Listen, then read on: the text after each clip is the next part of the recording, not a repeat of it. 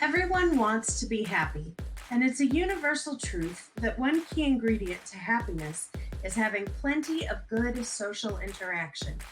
In other words, having good relationships with other people is important to our overall quality of life.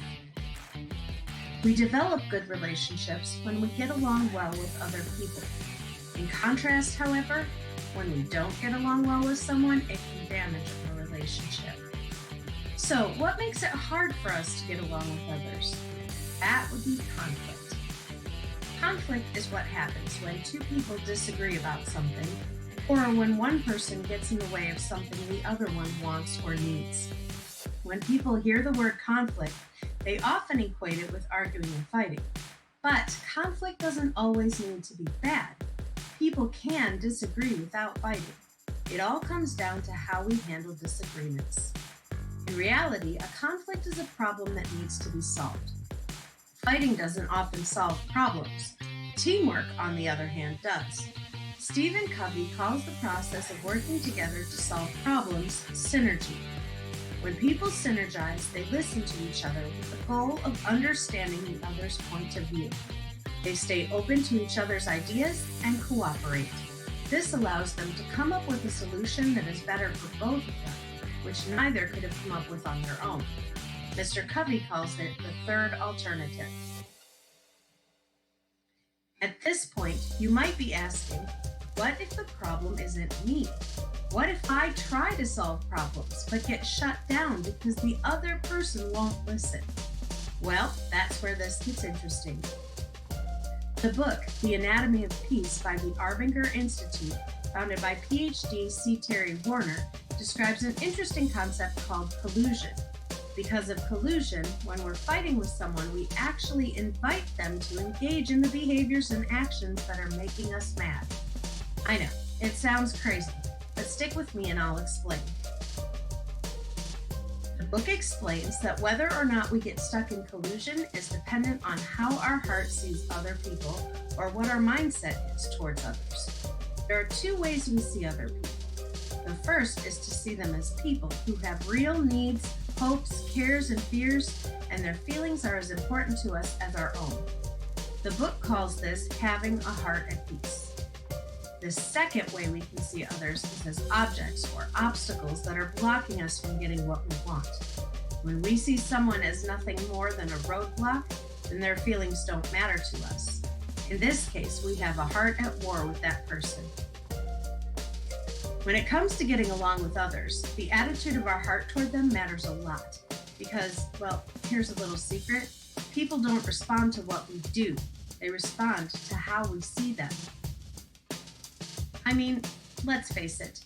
When someone steps into the arena already armed for battle, we'd be crazy to not be prepared to defend ourselves against their attacks, right?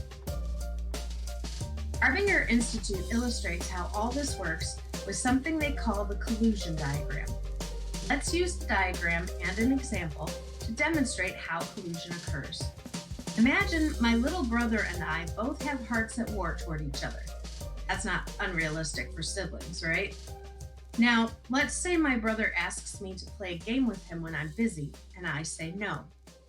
His warring heart might interpret that I never want to play with him because I'm mean and I don't love him. Then, believing that, his feelings might be hurt, and he would probably get mad and yell at me.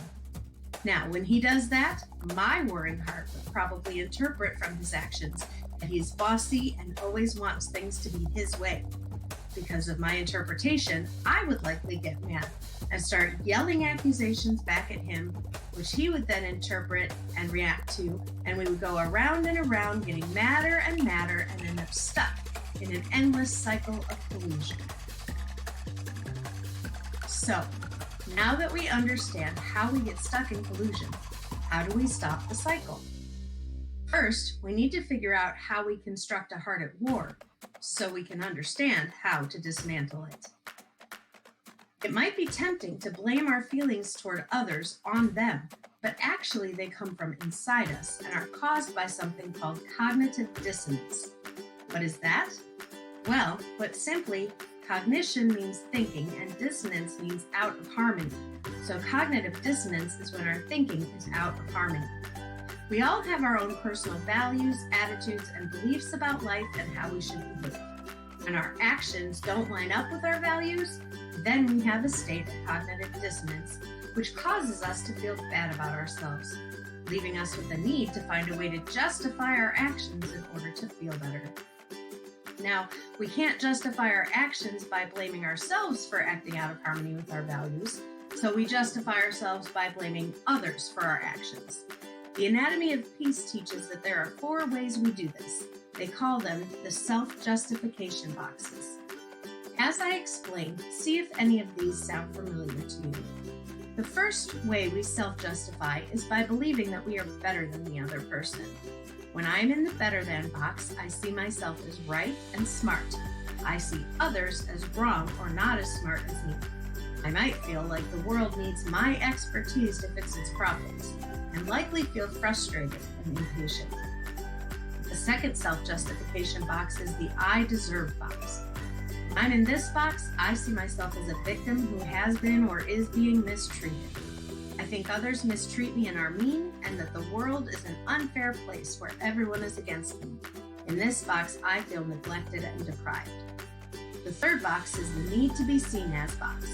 Here, I might see myself as a good person, or as someone who fakes being a good person. I think others are always judging and watching me, and I see the world as a dangerous, threatening place. I likely feel stressed and worried. Finally, we have the worse than box. In this box, I feel like I'm not good enough or broken. I see others as being lucky or blessed with better lives. I think the world is a hard place where everyone is against me, and I feel sad, mad, and alone. If you're human, it's quite likely that you can relate to the thoughts and feelings in at least one, but probably more than one of these boxes. We all feel these ways sometimes, and it is in these boxes that our hearts at war are built. Before we go on, let's review what we've learned up to this point. First, disagreements turn into fights when we see others as objects rather than people. When we see another person as an object, we have a heart at war toward them.